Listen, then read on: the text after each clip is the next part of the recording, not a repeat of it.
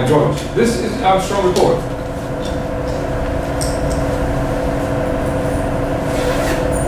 A lot of time and energy and focus was spent on producing this document, which we regard as a landmark document.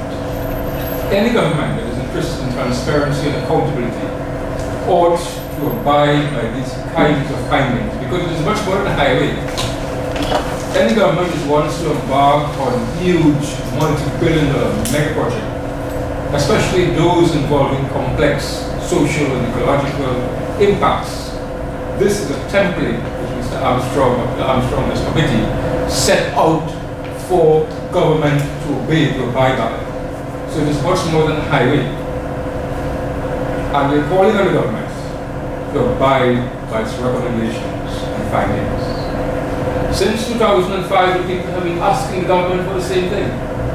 You know what happened in front of the Prime Minister's office in November and December? The Prime Minister agreed in March 2012 to do a technical review of the David to Mondesir highway. We are talking about point 42 San Fernando. We have four the point 42 San Fernando highway. A technical review of the Mondesir to David highway. She would hold all works and do a technical review.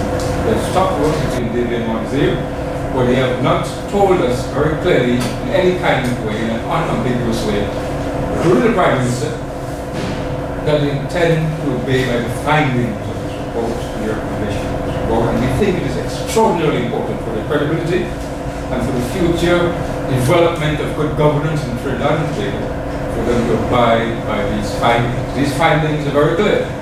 The government has not yet determined the viability of Mondesir to David. They have not. And what Armstrong and his committee are saying, 19 scientists, if you want to determine the viability, you first have to do a number of studies. In the area, for example, of hydrology, social impact assessment, cost-benefit analysis, and a whole range of studies. And that's why we're here today to address three significant aspects of this finding.